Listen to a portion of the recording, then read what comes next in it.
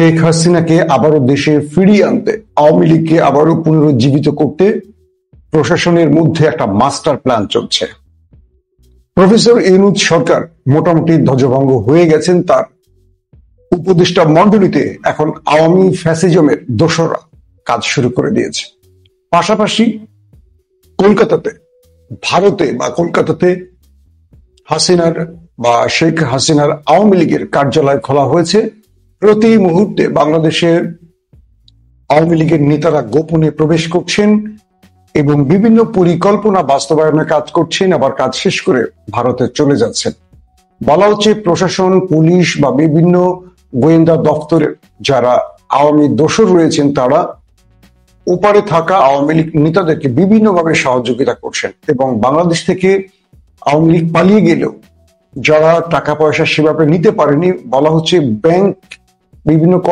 ব্যাংকের বিভিন্ন কর্তাদের ম্যানেজ করে তারা গোপনে আবারও টাকা বাংলাদেশ থেকে সরাবার চেষ্টা করছে, যারা এতদিন টাকা নিতে পারেনি। এবং আওয়ামী লীগের নেতারা দেশে ঢুকে অনেক বর্তমান যারা ফ্যাসিজমের বিরুদ্ধে ছিল, জুলাই বিপ্লবের বড় বড় দলগুলোর সাথে অর্থনৈতিক লেনদেনের মাধ্যমে সুবিধা আদায়ের চেষ্টা করছে। বহু জায়গায় অভিযোগ আসছে একটি বড় দলের সাথে আওয়ামী লীগ কয়েকটি ক্ষেত্রে সমঝোতা করে নিয়েছে। এটা গোপনে, এটা দলের সাথে বলবো না, দলের কয়েকজন ব্যক্তির সাথে। দল বলতে সেই দলের সাথে না, দলের ব্যক্তিরা টাকার লোভে পড়ে আওয়ামী লীগের সুযোগ সুবিধা তৈরি করে দিচ্ছে এবং প্রশাসনের ভেতরে একটা বড় বিদ্রোহের অপেক্ষায় আছে, যে বিদ্রোহের মাধ্যমে রাষ্ট্রকে অচল করে দেয়া যেতে পারে। এরকম নানান রকম পরিকল্পনা নিয়ে আজকের এই লাইভ সেশনটি। 5 আগস্টের পর আমরা একটা নতুন বাংলাদেশের স্বপ্ন দেখতে শুরু করেছি। এরপর ইউনূস সরকার কদিন পর দায়িত্ব নেওয়ার পর আমরা একটা উপদেষ্টা মণ্ডলী দেখেছি, যে উপদেষ্টাদের নিয়ে প্রথম থেকেই আমাদের নানান রকম অভিযোগ ছিল, যারা জুলাই অভ্যুত্থানের অংশীজন বা জুলাই অভ্যুত্থানের প্রকাশ্য অপ্রকাশ্য কোনো সহযোগী ছিল না।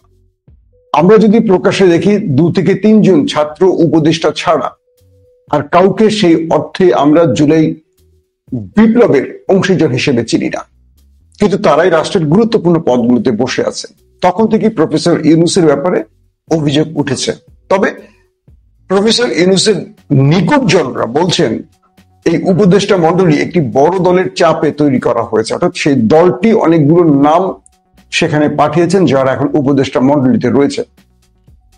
কিন্তু এখন যে খবর পাওয়া যাচ্ছে যে এই উপদেষ্টা মণ্ডলীর হাফ ডজন উপদেষ্টা আছেন যারা আওয়ামী লীগের গুরুত্বপূর্ণ আমলাদের, যারা আওয়ামী লীগের ফ্যাসিজমের অন্যতম সুবিধাভোগী, তাদেরকে রাষ্ট্রের গুরুত্বপূর্ণ পদে বহাল রেখেছেন। হাফ ডজন উপদেষ্টা যারা প্রশাসনে গুরুত্বপূর্ণ জায়গাগুলোতে সচিব, সিনিয়র সচিব, এডিশনাল সচিব, এই পদগুলোতে আওয়ামী ব্যক্তিদের বসিয়ে রেখেছে।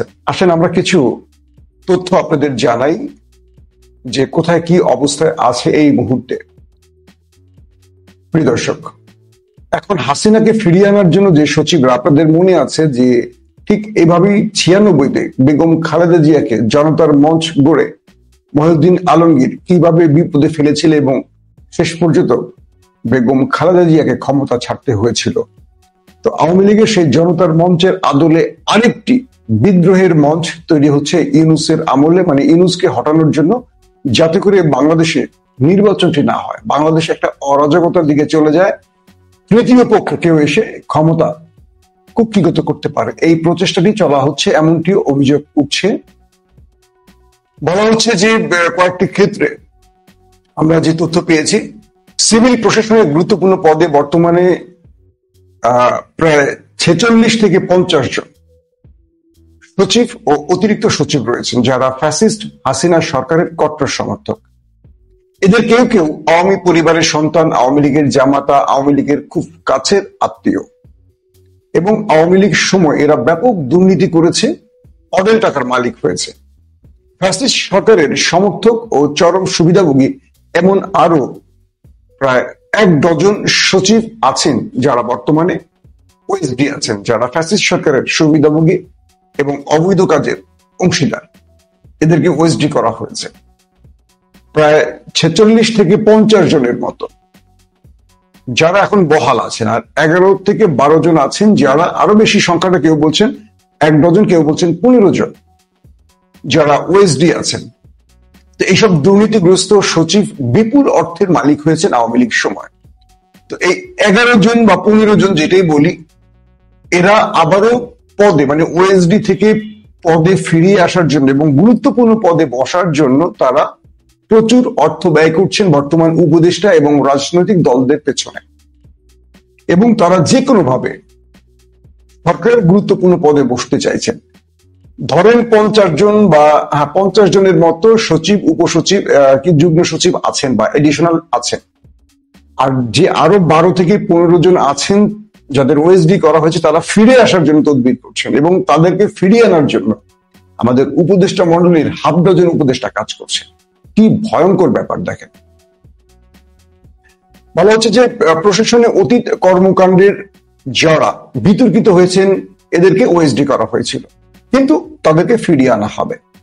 2014 ও 18 সালের ভোটের হাসিনাকে অবৈধভাবে ক্ষমতায় টিকিয়ে রাখার জন্য 2014 এবং 18 সালে যারা অবৈধ ভোটের কারিগর ছিলেন এদেরকে অবসরে পাঠানো হয়েছে, মানে ইউনূস সরকার এদেরকে অবসরে পাঠিয়েছেন। কিন্তু 2024-এ যে নির্বাচনটি হয়েছে, এই যে আমাদের আন্দোলনের আগে যে নির্বাচনটি হয়েছে, এই নির্বাচনে যারা দায়িত্বে ছিলেন তাদেরকে কিন্তু অবসরে পাঠানো হয়নি, শাস্তি দেয়া হয়নি।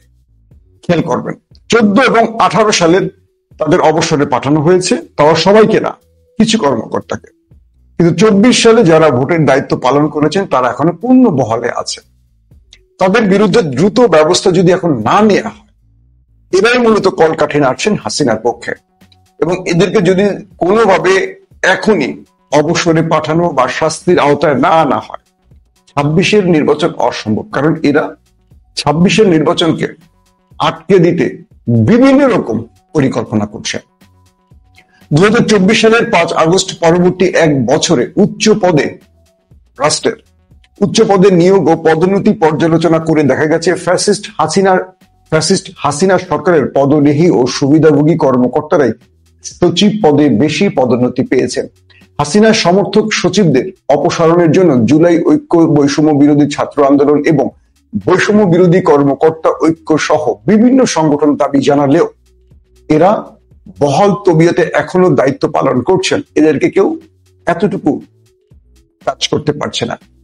কয়েকটি সূত্র বলছে, যারা সচিবালয়ে আছেন, কয়েকজন সচিব জানিয়েছেন 24 সালের 5 আগস্টের আগে শেখ হাসিনা থাকাকালে যেসব কর্মকর্তা পদোন্নতি পেয়ে অতিরিক্ত সচিব হয়েছে, বর্তমান সরকারের আমলে তাদেরই পদোন্নতি দেয়া হচ্ছে। হাসিনা বিদায়ের আগে বেশ কজনকে যুগ্ম সচিব থেকে এডিশনাল সচিব করেছেন, বর্তমান ইউনূস সরকার এসে তাদেরকেই পদোন্নতি দিচ্ছেন। কি চমৎকার, মানে কি সেলুকাস আমরা বলবো, যে কিসের আন্দোলন, কিসের জীবন, কিসের বিপ্লব, পর্দার অন্তরালে ভিন্ন কিছু। এবং 24 সালের 5 আগস্ট পরবর্তী সময় যারা অতিরিক্ত সচিব পদে পদোন্নতি পেয়েছেন এবং 17 বছর বঞ্চিত ও নিপীড়ন নির্যাতনের শিকার হয়েছেন, তাদের পরবর্তী পদোন্নতি অর্থাৎ সচিব পদে পদায়ন কিংবা পদোন্নতি দেওয়া হচ্ছে না। যারা 17 বছর, এরকম আমার বেশ কজন পরিচিত জন আছেন যারা গত 17 বছর কোনো পদোন্নতি পাননি, তাদেরকে কখনো পৌরসভায় ফেলে রেখেছে, রাষ্ট্রের ডাম্পিং পজিশন গুলোতে ফেলে রেখেছিল, একই পদে তারা বহাল ছিলেন। এবং যদি দেশে বিপ্লব না হতো, হয়তো তারা ওই ডাম্পিং পজিশন থেকেই অবসরে চলে যেতেন। এদেরকে কিন্তু ইউনূস সরকারের প্রশাসন পদোন্নতি দিচ্ছে না, খুব কম। আবার এদের মধ্যে যাদেরকে পদোন্নতি দেয়া হয়েছে তাদেরকে গুরুত্বপূর্ণ কোনো পদ দেয়া হচ্ছে না।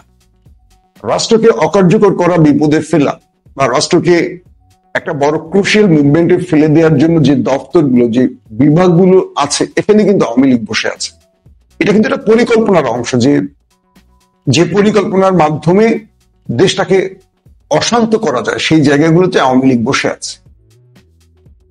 আর যারা 17 বছর কোনো পদবঞ্চিত ছিল, এদের কাউকে ধরেন 17 বছরে তাদের তো হওয়ার কথা ছিল 3-4টা পদোন্নতি, তাদেরকে কি করছে, কখনো একটা দিয়েছে, ধরেন উপসচিব, তাকে যুগ্ম সচিব করে ফেলে রেখেছে, তার দপ্তরও নাই। দপ্তর থাকলেও এমন জায়গায় দিয়েছে, কিচ্ছু করার নেই, কারণ যিনি যুগ্ম সচিব হয়েছেন তিনি তো সচিবের নির্দেশ মানছেন, তাই তো? সচিব তার বস, সচিবটা আওয়ামী লীগের। যুগ্ম সচিবটা যদি বিএনপি বা জামাতের বা নিরপেক্ষ হয়েও থাকে, লাভ হচ্ছে না। কেন হচ্ছে না? সচিবটা তো আওয়ামী লীগের। 56 জন, একটা সচিবালয়ে কজন সচিব থাকে? 56 থেকে 50 জন পুরো আওয়ামী লীগের। তাহলে এই রাষ্ট্রটা কি স্বাধীন হয়েছে? শুধু হাসিনা চলে গেলে হবে? হাসিনার অর্গানগুলো তো কাজ করছে এখন। তো বলা হচ্ছে যে এদের মধ্যে অতি সামান্য সংখ্যক কর্মকর্তাকে সচিব পদে পদোন্নতির সুপারিশ করা হয়েছে। আমি গতকালকেও 3 জন এডিশনাল সচিবের সাথে ফোনে কথা বললাম। তারা বলছেন যে তারা সচিব পদের জন্য তাদের বসদের দৃষ্টি আকর্ষণ করলে কোনো সাড়া পাচ্ছেন না। তারা বলছেন যে আমাদেরকে এমন পজিশনে রাখা হয়েছে যেন আমরা এখন সচিব স্যারদের চায়ের আনার, মানে চা বা খাবার টানার একজন কি বলে অফিস স্টাফ, অফিস সহকারী বা পিয়ন টাইপের হয়ে গেছে। কারণ আমাদেরকে তো তারা চিনে যে আমরা আওয়ামী বিরোধী, তা আমাদেরকে ওইভাবেই ট্রিট করছে। কিন্তু এই রাষ্ট্রে, স্বাধীন রাষ্ট্র বলছি আমরা 24শে বিপ্লবের পর, অথচ দেখেন এডিশনাল তাদেরকে 17 বছর একটা পদ পেয়েছে, যুগ্ম থেকে এডিশনাল, তাদেরকে সচিব করছে না। অথচ পেশাদার কর্মকর্তা হিসেবে যারা পরিচিত তাদেরকে দ্রুত এই সরকার সচিব বানাতে পারে, কিন্তু বানাচ্ছে না। কারণ ওই যে বসে আছে উপরে সর্ষে ভূত। এখন আপনি যেভাবে চিন্তা করেন না কেন, আমাদের এই বিষয়গুলোতে সরকার দ্রুত পদক্ষেপ নিলে আমি বিশ্বাস করি আগামী নির্বাচন হওয়া খুবই কঠিন হয়ে পড়বে।